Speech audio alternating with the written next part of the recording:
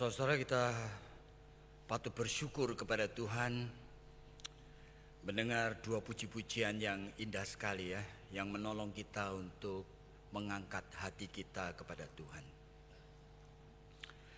Hari ini kita akan memikirkan mengenai tema The Promise of the Holy Spirit, yaitu janji dari Tuhan yang akan mengutus Roh Kudus. Jadi saudara, ini merupakan tema khotbah yang sulit sekali untuk dikhotbahkan saudara, sehingga perlu sekali partisipasi saudara bersama dengan saya. Saudara, mari kita lihat satu bagian dari Alkitab. Tapi sebelumnya kita mohon pimpinan Tuhan untuk pembacaan dan pemberitaan ini. Tuhan, kami tahu keterbatasan kami, termasuk hamba-Mu sendiri yang harus mempersiapkan khotbah ini. Dan kami justru bersyukur oleh karena kami boleh menggantungkan iman kami kepadamu, kepada belas kasihan Tuhan dalam setiap aspek dan setiap bagiannya. Dan kami tahu ada banyak di antara kami yang datang di dalam ibadat pada pagi hari ini dengan pikiran yang masih dipenuhi dengan urusan dirinya sendiri. Sehingga Tuhan, tidak semua dari kami memang betul-betul merindukan mendengar firman-Mu. Bahkan kami mengalami kesulitan untuk mendisiplin pikiran dan hati kami untuk memberikan yang terbaik kepada Tuhan. Tuhan, ampuni segala kelemahan dan dosa kami. Dan ada bahkan di antara kami yang datang dengan beban-beban yang berat, Tuhan. Nah, pergumulan hidup ini kadang-kadang di luar kemampuan kami untuk bisa mengatasinya. Nah, kadang-kadang kami menghadapi realita bahwa pernikahan kami ternyata tidak bahagia, Tuhan. Dan kami sulit sekali berkomunikasi dengan pasangan kami. Kami saling mencurigai dan bahkan ada di antara kami yang sudah terluka oleh perbuatan dari orang yang dulunya kami cintai, Tuhan. Nah, sehingga cinta itu sudah menjadi hambar dan kami tidak tahu lagi kehidupan pernikahan ini kami lanjutkan dengan isi seperti apa. Dan kami hadir di kebaktian ini. Jiwa kami berseru kepadamu, Tuhan. Dan kami ingin Tuhan mendengar doa kami, jeritan hati kami.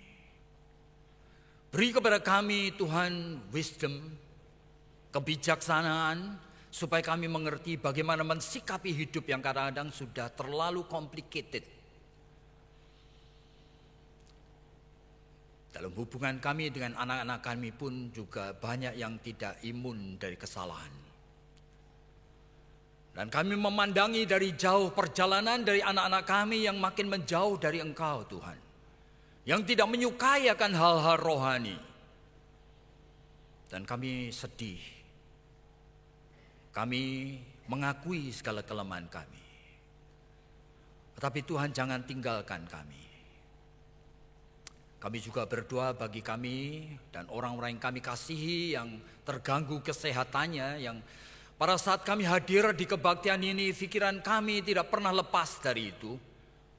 Ada yang berbulan-bulan, Tuhan, ada yang bertahun-tahun. Ada yang sudah menguras akan sebagian besar dari harta benda kami dan kami tidak melihat ujungnya. Apakah ada hasilnya? Dan hidup yang sulit ini kami harus pikul dari waktu ke waktu. Dan jikalau kami datang kepadamu di dalam ibadat seperti ini, Tuhan, kami mencoba untuk menaruh pengharapan kami kepadamu, kepada Tuhan sendiri. Yang kami yakini tidak akan mengecewakan orang yang berharap kepadanya. Kuatkan kami, Tuhan, dan tolong kami. Dan sekarang secara khusus kami ingin membaca dan memikirkan firman-Mu. Kiranya Tuhan tolong kami semua. Sehingga beberapa menit ke depan ini Kami mohon kiranya Tuhan sertai kami. Beri supaya kami mempersembahkan hati dan pikiran kami. Oleh karena hanya di dalam nama Tuhan Yesus kami sudah berdoa. Amin. Saudara, dari Yohanes pasal yang ke-14, saya diminta untuk mengkhotbahkan ayat ini ya. Mulai ayatnya yang ke-15. Yohanes pasal 14. Jikalau kamu mengasihi aku, kamu akan menuruti segala perintahku.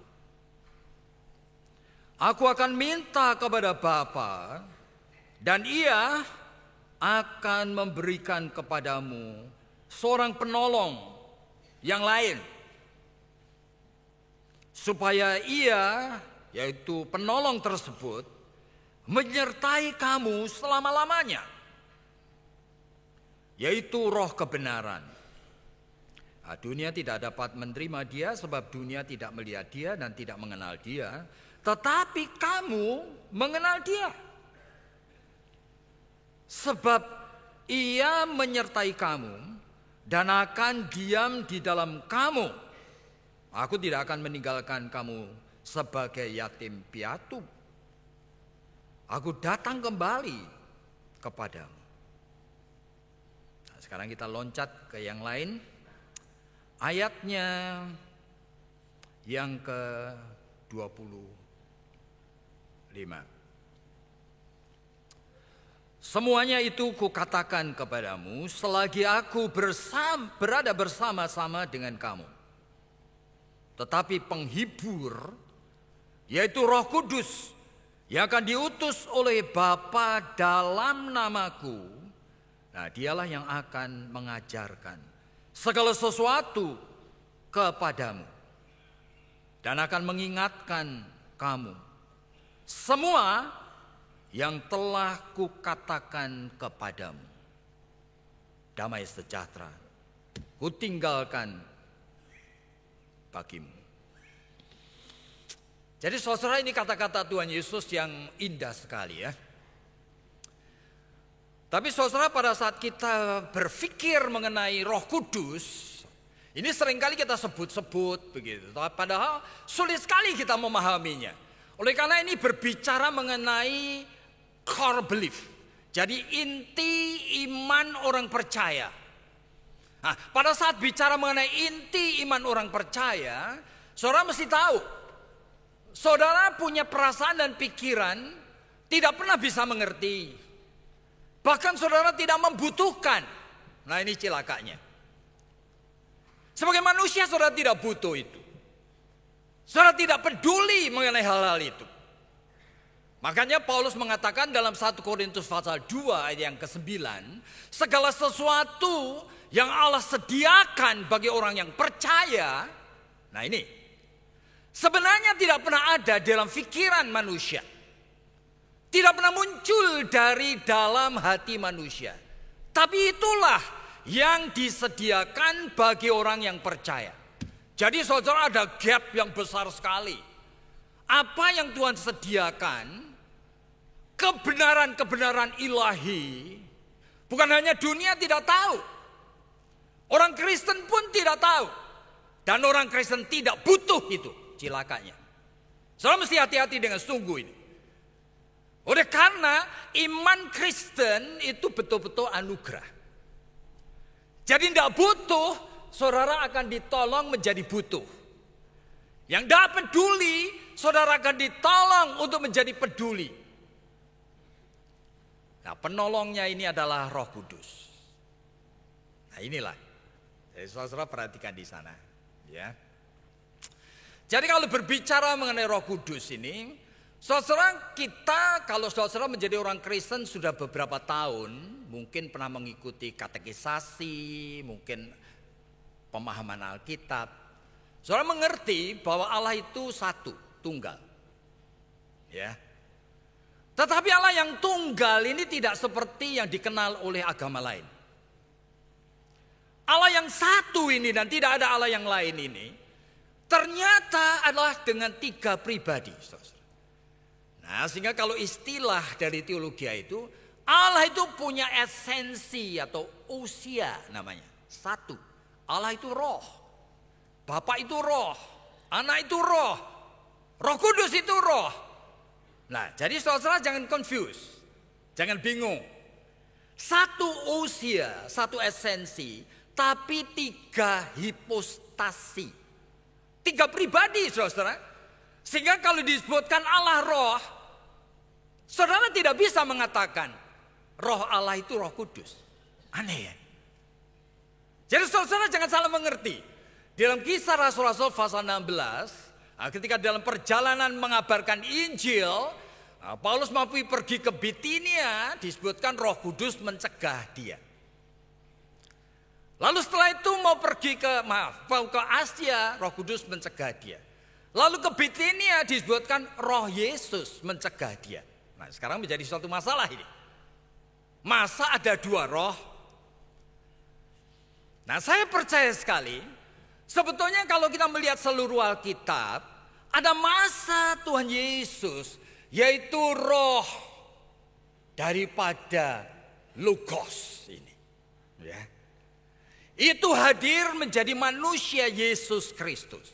Itu selesai dengan tugasnya, sehingga Yesus Kristus itu menyelesaikan seluruh rencana keselamatan Allah. Maka dia naik ke surga dan dia mengatakan, lebih baik aku pergi, supaya kalau aku pergi, maka Bapa akan mengutus penolong yang lain.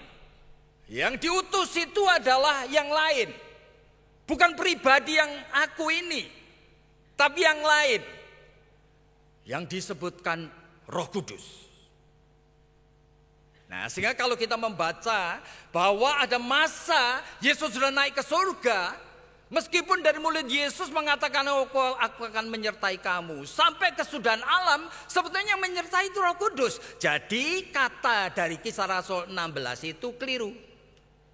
Kelirunya sebetulnya karena penulis daripada Kisah Rasul-Rasul ingin mengatakan roh yang sama sebetulnya. Sebab tidak mungkin Yesus itu masih terus-menerus hadir di dalam kehidupan orang percaya. Tidak begitu. Dia hadir di dalam Roh Kudus yang hadir. Waduh, ini kompleks ya. Nah, makanya saya membutuhkan partisipasi dari saudara-saudara. Nah, sekarang kita lihat ayat ini ya. Jikalau kamu mengasihi aku, ini kata-kata Yesus ya, kamu akan menuruti firman-Ku. Oke? Tapi kemudian Yesus menambahkan, oleh sebab itu dia mengatakan kalimat ini, aku akan minta kepada Bapa untuk memberikan roh penolong. Nah, konteksnya seperti ini. Jadi Yesus mengatakan kalau kamu mengasihi aku, kamu menuruti firman-Ku. Tapi Yesus tahu saudara dan saya tidak mungkin mengasihi Yesus. Saudara dan saya tidak mungkin menuruti firman-Nya. Tidak mungkin. Makanya Yesus mengatakan, aku akan minta kepada Bapa supaya Dia memberi penolong kepadamu. Dan ini bukan sekedar sesuatu kekuatan, enggak, satu pribadi. Saudara, jadi pribadi itu adalah sesuatu yang utuh. Tetapi, saudara, tidak kelihatan ini. Yang namanya Roh Kudus. Nah, dia akan diam di dalam dirimu, menyertai engkau. Nah, sekarang makanya perlu kita bertahap sekarang. Apa sih yang terjadi dalam diri saudara dan saya? Raba tubuh, rasakan. Ya. You merasa ada Roh Kudus? Kan tidak merasa. Ini roh. Roh itu tidak bisa kelihatan, tidak bisa terasa. Karena roh saudara-saudara sendiri adalah diri saudara yang sesungguhnya, yang saudara tidak kenal. Aneh sekali saudara. Roh Yakub Susabda ini, Yakub Susabda paling tidak ngerti. Tapi aku yang sesungguhnya ini roh, gitu ya, yang cuma mendiami tubuh jasmani ini, yang terus berganti-ganti. Pada masa aku bayi, mendiami tubuh jasmani bayi kecil. Pada aku berusia 17 tahun, mendiami tubuh 17 tahun aku. Yakobus Susabda ini 17 tahun. Oke? Sekarang 70 tahun. Mendiami tubuh Yakobus Susabda yang sudah tua ini. Ini cuma kostum. Ini cuma tubuh. Aku yang sesungguhnya aneh sekali. Aku tidak bisa lihat, aku tidak bisa rasakan, aku tidak bisa kenali dengan sungguh-sungguh. Tapi yang sesungguhnya itu, yang mempunyai kekekalan nanti. Nah sekarang saudara pikirkan ya, yang sedang terjadi dalam hidupmu itu apa sih? Kalau saudara mengatakan percaya kepada Tuhan Yesus, apa sih yang sedang terjadi dalam jiwamu, dalam tubuhmu, dalam pikiranmu, dalam hatimu? Apa ini? Saudara, dalam kebaktian yang lain saya pernah menjelaskan satu bagian ini. Nah, kita perlu tahu ya. Nah, Paulus mengatakan kalimat ini di dalam Efesus 2 ayat yang ke-8. Dia mengatakan kalimat seperti ini. Karena kasih karunia kamu diselamatkan. Tapi tidak titik. Oleh iman. Nah, sulit sekali ini. Kasih karunia. Anugerah Allah. Agustinus mengatakan prevenient grace. Suatu yang disebut pose. Apa itu? Apa sebetulnya? Saudara. Anugerah Allah itu diberikan. Karena kasih karunia kamu diselamatkan. Tapi oleh iman. Nah, di Agustinus Bapak Gereja mengatakan kasih karunia pada saat Allah berikan kepadamu itu implanted, ditanamkan di dalam tubuhmu ini. Nah, kalau ditanamkan, kasih karunia itu kan bergerak sendiri, mengubah pikiran, tubuh, darah, daging kita menjadi baik. Jadi dengan sendirinya orang yang sudah mendapat kasih karunia jadi orang Kristen makin baik, makin baik, makin baik seperti gambar Yesus. Iya toh? Realitanya enggak, saudara. Makanya Luther mengatakan, saya rasa Agustinus keliru. Ini bukan implanted, tetapi imputed. Apa ini? Imputed itu Luther mengatakan ditanamkan, tetapi dipertalikan. Dengan apa? Dipertalikan dengan tubuhmu, darah dagingmu yang berdosa ini, saudara. Dipertalikan. Tidak bisa dipisahkan di sana. Sudah menyatu ini, dipertalikan. Makanya Luther mengatakan kalimat seperti ini. Semper iustus et peccator. Kita orang Kristen, orang yang semper, terus menerus. Kita adalah orang percaya yang sudah diselamatkan, tapi pendosa. Kenapa? Anugerah kasih karunia ini imputed, masuk dipertalikan dengan tubuh darah daging yang berdosa ini. Lalu bagaimana aku? Nah, ini persoalannya. Makanya Paulus ngomong kalimat seperti ini. Oleh karena kasih karunia, kamu diselamatkan. Tapi tidak titik. Oleh iman. Nah, sekarang perlu kita pikir ini ya. Apa ini, saudara? Oleh karena apa? Kasih karunia yang sudah masuk ini dipertalikan dengan tubuh darah daging ini memang menghasilkan sesuatu kan? Tetapi saudara mesti waspada. Saudara belum selamat loh. Belum selamat, saudara. Lukas pasal 18, Yesus memberikan sesuatu perumpamaan, ada seorang hakim yang jahat. Nah, hakim yang jahat ini tidak peduli Allah, tidak peduli manusia, saudara. Tapi ada seorang janda terus merecokin dia minta dibantu. Akhirnya hakim ini bawat. Dia ngomong apa? Daripada aku diganggu sama janda ini, lebih baik aku bantu sudah. Meskipun aku tidak peduli, sama orang itu. Lalu Yesus itu mengatakan kalimat seperti ini. Kalau orang jahat seperti hakim itu aja. Kalau kamu terus minta, akhirnya Tuhan, orang itu akan bantu kamu. Apalagi Bapak di surga. Tapi kalimatnya tidak begitu, saudara. Kalimatnya mengatakan seperti ini.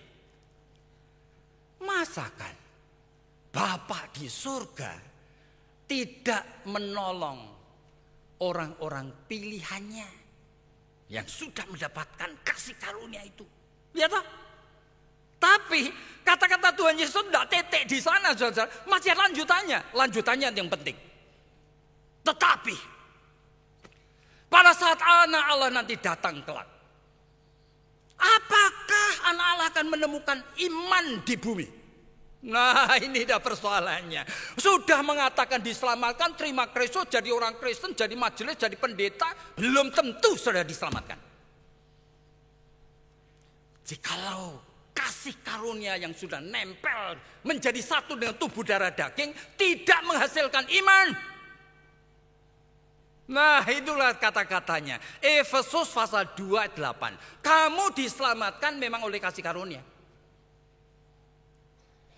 tapi oleh iman. Nah, saudara perhatikan di sini. Ada orang yang tiap hari itu jalan lewat muka GKY Greenfield. Rumah tetangga. Lebih dari 20 tahun tidak pernah mampir ke gereja karena dia orang ateis.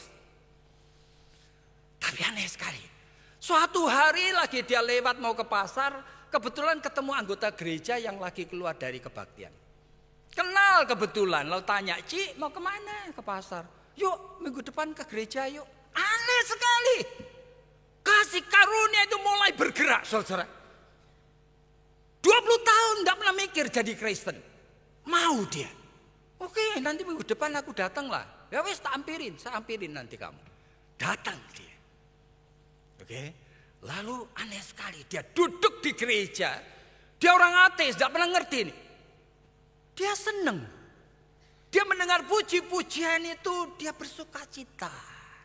Dia melihat orang berdoa itu, dia merasa, doa kepada Allah itu yang cocok tuh ya kayak gini gitu loh.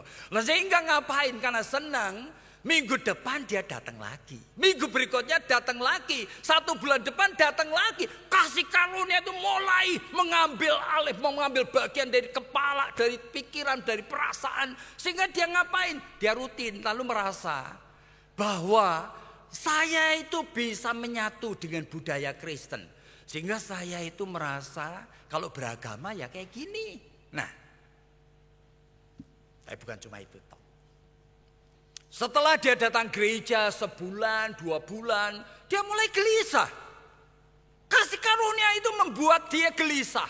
Dia melihat, seorang yang menyanyi itu kok aku kenal ya. Dulu itu anak tetanggaku itu. Kok dia nyanyi di sono ya. Oh, yang main piano itu aku tahu. Ya, anakku dulu sekelas sama dia. Kok main piano dia. Oh, yang menyambut tamu di depan, aku tahu. Dulu kan pedagang di sana toh di Tanah Abang itu. Lalu mikir dia. Heran sekali. Kasih karunia itu mulai mengganggu lagi. Lalu ada muncul pikiran. Aku juga pengen ikut bagian. Aku pengen ikut aktif di gereja. Aku pengen nyumbang sesuatu. Aku pengen. Nah begitulah. Makanya saudara, jikalau kasih karunia itu sudah betul-betul menghasilkan iman, ini kan ada perbuatannya, ya kan? Menghasilkan iman ini. Tapi kalau iman itu mandek, tanya-tanya saja. Saya bertemu dengan seorang yang sudah lebih dari 20 tahun menjadi penyanyi di paduan suara. Tapi heran sekali saudara, dia cuma ikut menyanyi paduan suara. Tidak pernah PA, tidak ikut persekutuan doa. Waduh, masa sih? Roh Kudus yang hadir itu tidak membuat kasih karunia itu ingin terus-menerus mengambil alih tubuh darah daging kita. Sehingga kita semakin memberikan seluruh hidup kita untuk dia. Masa kan mandek hanya menjadi penyanyi paduan suara? Tidak mungkin. Yo belum selamat. Hati-hati di sini. Oleh karena tidak mungkin Roh Kudus yang diberikan ini. Makanya dikatakan, ya kan di dalam bagian ini. Katakan baik, jikalau kamu mengasihi aku, kamu akan menuruti firman-Ku.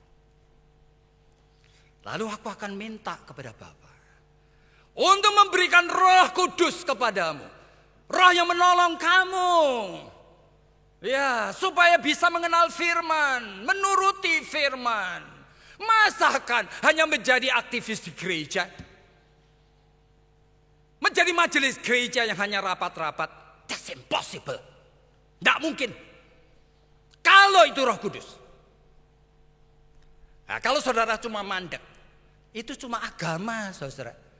Dan semua agama di dunia punya orang-orang yang setia dengan agamanya. Tetapi Roh Kudus ini lain. Hati-hati, saudara. Dia yang akan menuntun kamu masuk ke dalam semua kebenaran Allah. You mesti memandang apa yang Tuhan sediakan di sana.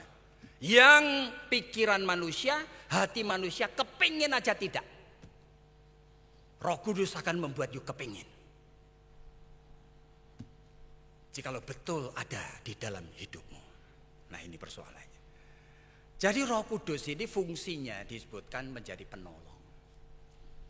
Yang akan menolong kita.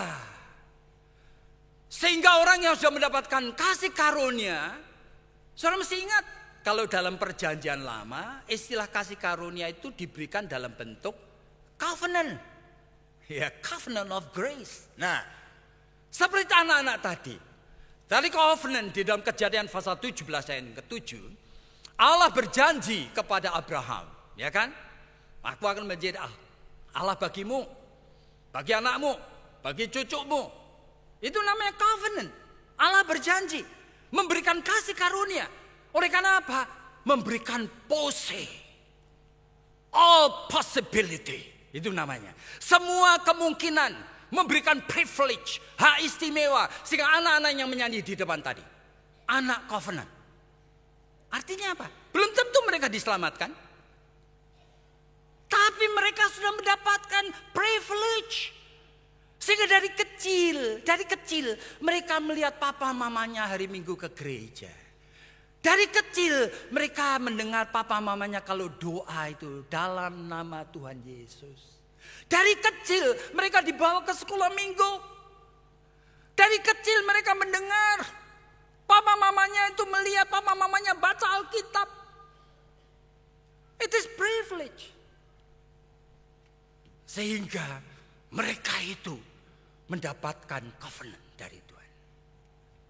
Nah, cuma covenant itu sendiri tidak dengan sendirinya menyelamatkan, saudara.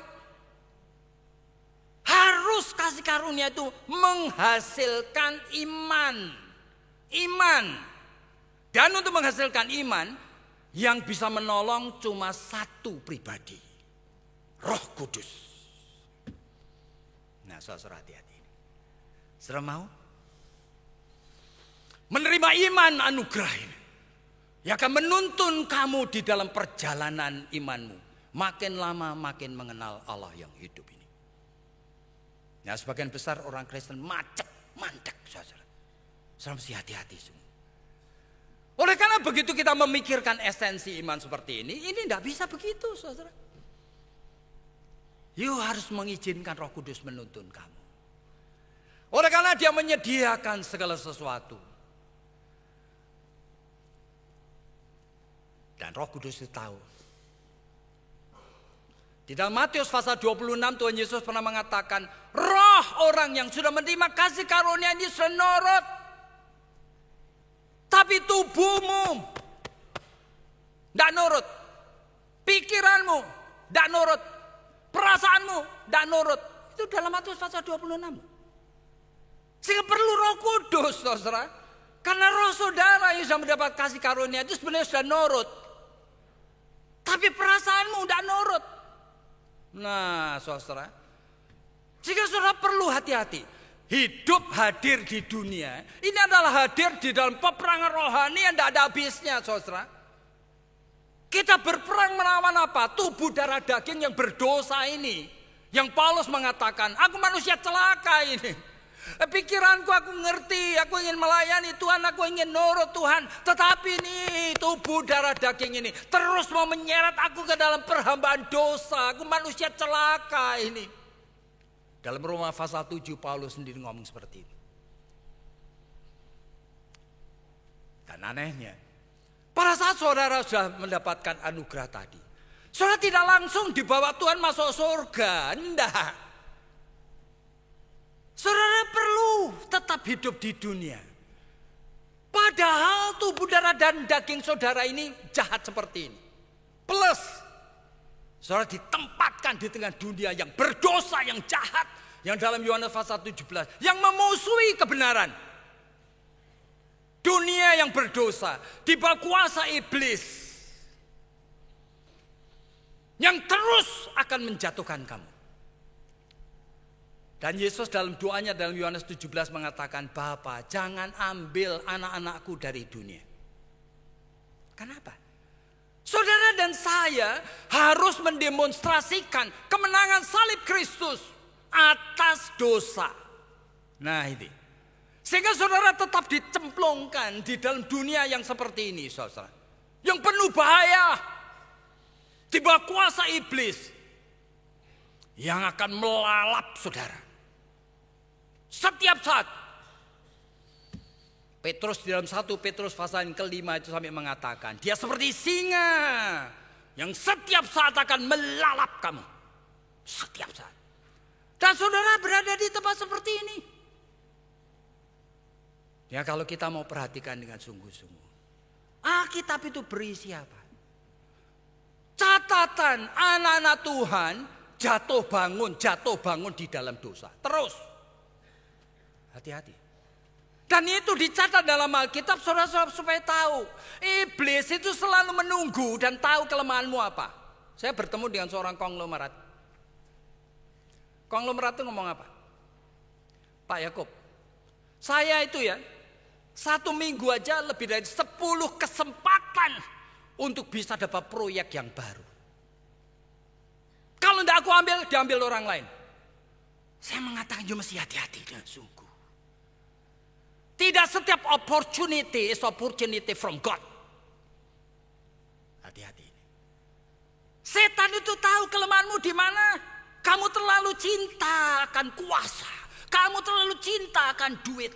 Ya, justru kelemahan itu yang di-attack. Terus dikasih proyek. Sampai apa? Imanmu itu stagnan. Nggak maju-maju saja. Hati-hati. Setan selalu melihat kelemahan kita di mana. Iya. Seorang pemimpin, ya presiden daripada evangelical movement yang ada di Amerika. Ted Haggard. Setan tahu.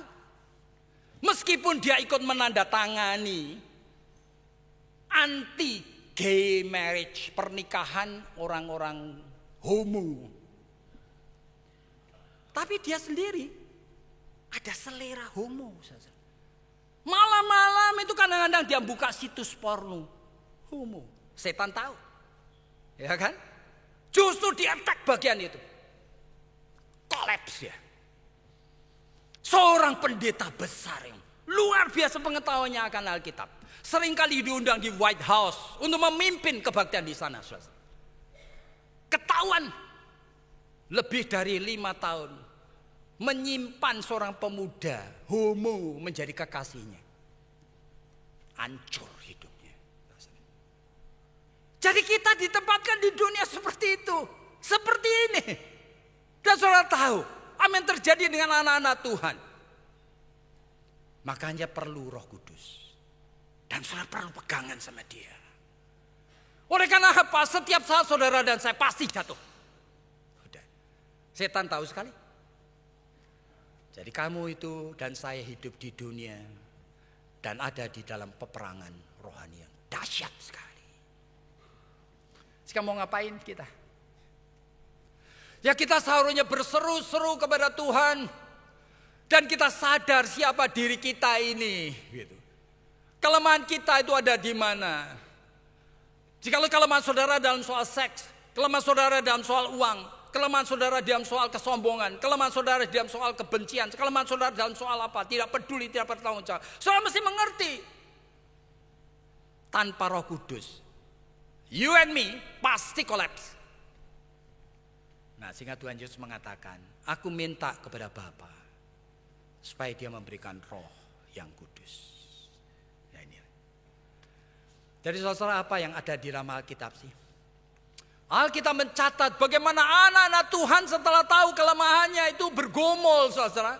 Dan dia ingat seperti Paulus mengatakan dalam Roma pasal 8, Roh Kudus juga mengajar kamu berdoa.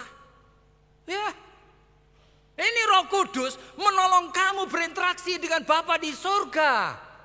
Sehingga kamu dituntun. Nah, begitu mulai jujur, Daud yang sombong, Daud yang selalu gila kuasa, Daud yang selalu inginkan hal yang tinggi-tinggi. Dia terpaksa pegangan Roh Kudus. Nah, saudara bisa membaca di dalam Mazmur 131. Tuhan, aku tidak ingin tinggi hati. Nah, Roh Kudus ngajarin dia. Tuhan, aku tidak ingin punya pikiran yang tinggi-tinggi. Tuhan, aku hanya pengen. Roh Kudus kasih di dalam hatinya, di dalam hati. Aku cuma pengen menjadi seperti anak yang baru disapih Tuhan. Yang tidak berdaya, tiduran di dekat ibunya. Indah sekali. Saya membaca itu saya tergetar. Jadi Daud ngerti sebetulnya mestinya seperti apa di hadapan Tuhan. Oleh karena kita tidak berdaya, Tuhan aku pengen ini, pengen itu, pengen ini. Aduh Tuhan, kenapa aku begini Tuhan, kenapa aku begini, tolong aku. Roh Kudus menolong saudara berdoa. Seluruh Alkitab, pergumulan orang percaya, sebetulnya mengatasi dosa dan kelemahannya pribadi. Jadi jangan saudara salah mengerti, saudara. Saudara melihat Paulus yang dalam Roma pasal 7 itu tahu dalam diriku ada seperti ini, ada dosa yang aku tidak mampu kuasai, ya kan? Sehingga dia menulis akhirnya juga dalam Efesus pasal 6. Makanya perlu sekali. Ya siapa yang memberi? Roh Kudus. Setiap hari kita itu memakai spiritual armor. Senjata rohani. Berketopongkan keselamatan. Supaya tidak lupa aku. Bahwa aku ini orang yang sudah diselamatkan. Aku harus berikat pinggang itu kebenaran. Supaya aku siap setiap saat saya melawan kuasa kegelapan. Aku perlu pedang roh yaitu firman Tuhan. Aku perlu baju sirah keadilan. Oleh karena apa? Aku memakai hati dan perasaanku ini berdasarkan pikiranku sendiri. Kadang-kadang aku tidak merasa keadilanku lebih baik dari keadilan yang Allah beri. Dalam Matius pasal 20 itu pada suatu hari Yesus memberikan suatu contoh. Ada seorang tuan, dia punya kebun anggur dan siap untuk dipanen. Lalu tuan ini ngapain? Dia dapatkan orang-orang yang kerja padanya dan mengatakan, bagaimana kamu kerja di kebun anggurku? Saya kasih 1 dinar. Sesuai dengan upah yang layak sehari. Deal mereka kerja. Tetapi tuan ini tuan yang aneh, saudara. Jam 12 siang. Dia masih keluyuran lagi. Masuk keluar gang-gang kecil, lihat orang-orang nganggur lalu nanya, ngapain nganggur? Tidak ada orang yang memperkerjakan kami Tuhan. Yuk mau kerja? Mau? Ayo kerja di ladangku. Aku kasih 1 dinar. Wah senang sekali kerja setengah hari ya kan. Kasih 1 dinar. Tapi jam 3 petang. Wah tinggal 1 jam lagi gajian saudara. Tuhan ini masih keluyuran. Ketemu orang-orang nganggur. Lalu ngomong apa? Ngapain kamu nganggur? Tidak ada orang kerjakan kami. Ya apa kalau kamu kerja sama saya? Oke, aku nanti kasih 1 dinar. Waduh, luar biasa senangnya. Kerja sejam kasih 1 dinar. Pada saat mulai gajian, orang yang kerja 8 jam itu matanya melotot. Saudara. Melihat orang kerja 1 jam dikasih 1 dinar. Dia pikirannya adalah, kalau yang kerja 1 jam dikasih 1 dinar, pikiran manusia adalah, saya kerja 8 jam yang dia kasih 8 dinar. Ternyata kecelik dia. Gilirannya tiba juga dikasih 1 dinar, ngamuk mereka. Tuhan, ini orang kerja 1 jam dikasih 1 dinar. Ya apa dengan aku ini? Lalu Tuhan ini ngomong apa? Bukankah sejak mula kita sudah ada deal? Dan ini uangku. Aku berhak memberikan kepada siapa yang aku mau. Saudara, kita perlu berbaju sirahkan keadilan. Kenapa? Ada orang yang kerja loyo-loyo, terus kekayaannya bertambah. Ada yang kerja itu susah payah luar biasa, utangnya tidak pernah tertutup. Ya Pak Tuhan, keadilanmu di mana? You mesti mengizinkan hatimu diberi Roh Kudus baju sirah keadilan. Yang nanti kamu akan nurut.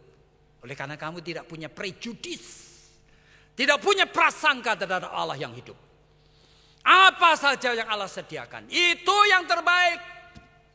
Nah, di tengah kehidupan yang seperti inilah, kita tuh membutuhkan Roh Kudus. Sekarang berikutnya ya.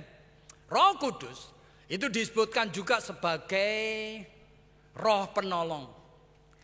Yang menghibur, yang menolong kita mengatasi persoalan, kan? Nah, saudara harus hati-hati di sini.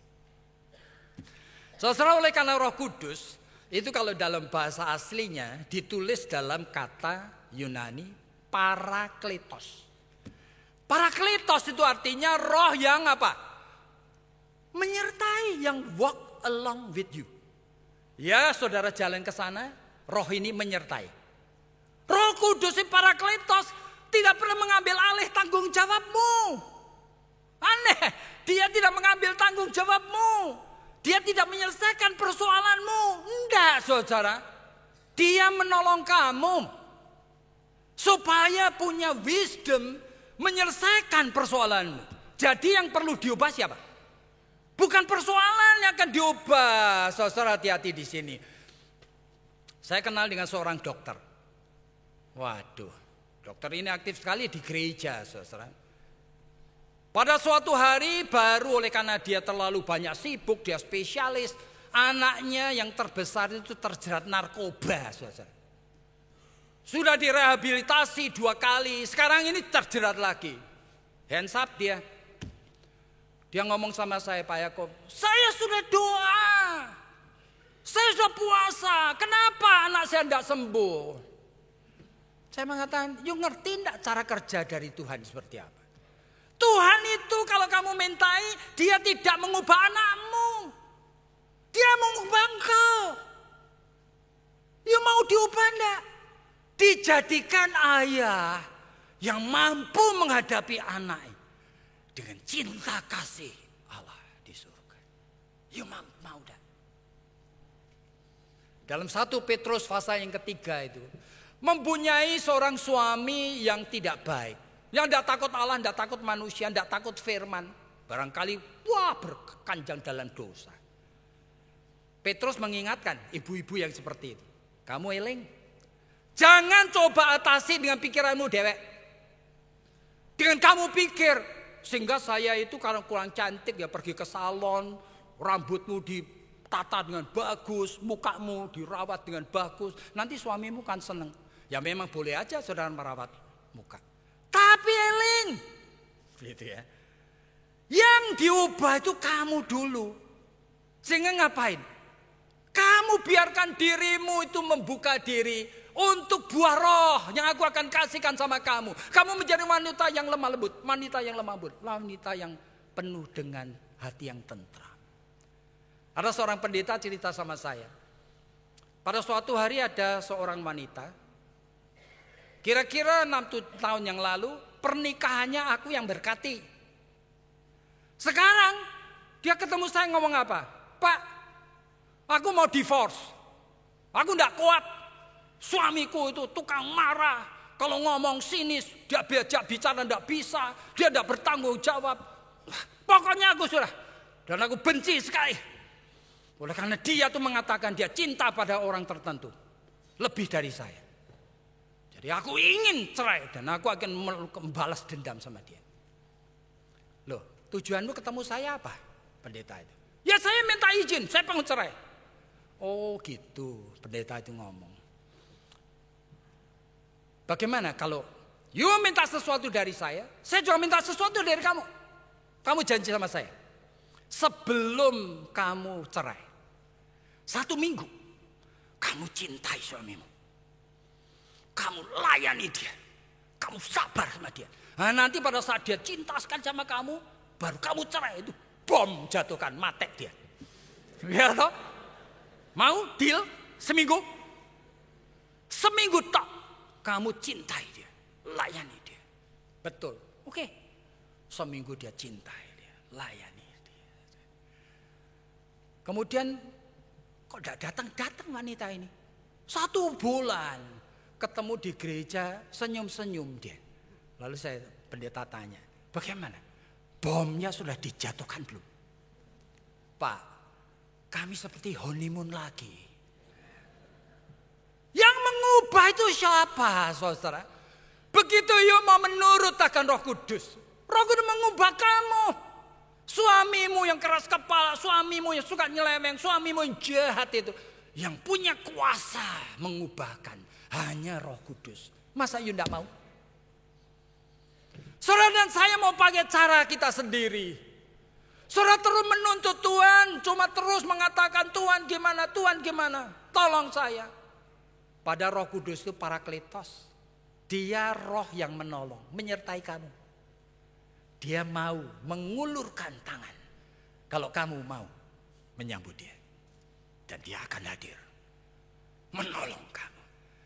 Dengan cara yang ajaib. Yang kadang-kadang kita tidak suka, saudara. Jadi saudara, kenapa sih Tuhan memberikan janji seperti ini? Karena kita membutuhkan. Tanpa Roh Kudus kita tidak bisa hidup di dunia. Yang terakhir saya cuma akan mengutip satu hal lagi. Roh Kudus dalam Yohanes pasal 16 akan membawa kamu ke dalam seluruh kebenaran. Berarti bukan kebenaran yang gini, bukan kebenaran gini, semua luar biasa. Sampai dalam Efesus pasal yang pertama, Rasul Paulus sampai mengatakan, begitu aku tahu kamu mencintai Tuhan, begitu tahu kamu melayani Tuhan, begitu tahu kamu itu sudah berbuat baik untuk hal-hal yang indah ini. Aku terus berdoa. Loh kenapa? Tidak cukup. Kenapa? Yang disediakan Tuhan tidak terbatas, kamu puas cuma segini. Ya apa? Sehingga Paulus mengatakan, sejak tahu itu, aku siang malam berdoa untukmu. Supaya apa? Supaya mata rohanimu tercelik. Betapa dahsyatnya kuasa ilahi yang disediakan untukmu. Jadi Roh Kudus akan menuntun kita masuk dalam seluruh kebenaran Allah.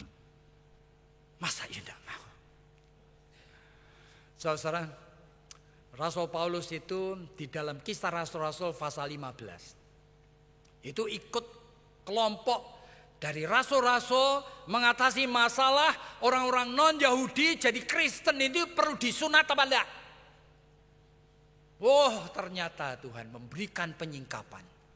Pengalaman Petrus dan Cornelius dan sebagainya membuat mereka itu celik dan tahu sekali.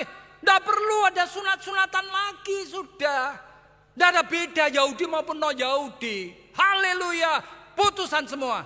Keputusan sidang raya pertama di Yerusalem. Orang non-Yahudi tidak perlu disunat. Oke? Berarti ini doktrin kuat sekali. Tapi saudara kalau membaca ya Kisah Rasul-Rasul pasal 15, jangan mandek di sana. Baca Kisah 16. Aneh sekali. Permulaan membaca Kisah 16, saudara ketemu apa? Paulus lagi ngomong-ngomong sama Timotius. Dan Timotius ini bapaknya orang Yunani. Sehingga Timotius itu tidak bersunat. Dan Timotius melayani susah sekali menghadapi orang-orang Yahudi yang tegar tengkuk, yang sombong luar biasa, tidak berfungsi, tidak efektif pelayanannya. Saudara-saudara. Timotius itu pribadi yang lembek, tidak bersunat. Tapi kan semua rasul sudah memutuskan tidak perlu bersunat, toh? Saudara baca Kisah 16 apa? Paulus ngomong sama Timotius kalimat seperti ini. Timotius, kamu harus bersunat. Aneh sekali. Saya kaget membaca itu. Berarti Paulus mau melanggar doktrin dong. Mau melanggar keputusan para rasul bersama dia dong. Tuntunan Roh Kudus. Dia tahu. Roh Kudus akan menuntun kamu suatu saat itu. Beyond doktrin. Nah, saudara harus hati-hati di sini. Karena dia menuntun kamu masuk di dalam kebenaran yang lebih dalam, lebih dalam, lebih dalam. Tidak terikat pada doktrin atau reform atau apa. Tidak peduli lagi. Jika Roh Kudus sedang menuntun kamu masuk di dalam kebenaran lebih dalam. Paulus tahu. Anak muda yang nama Timotius ini. Kalau tidak bersunat dia akan terus dipersulit oleh jemaatnya sendiri. Ngalah sudah Timotius, kamu bersunat. Supaya pelayananmu itu tidak terganggu oleh hal-hal yang tidak necessary. Saya bersyukur oleh karena ada contoh-contoh seperti itu di dalam Alkitab. Jika gereja itu mau dibawa kemana? Jangan pakai pikiran sendiri. Bertanyalah kepada Roh Kudus.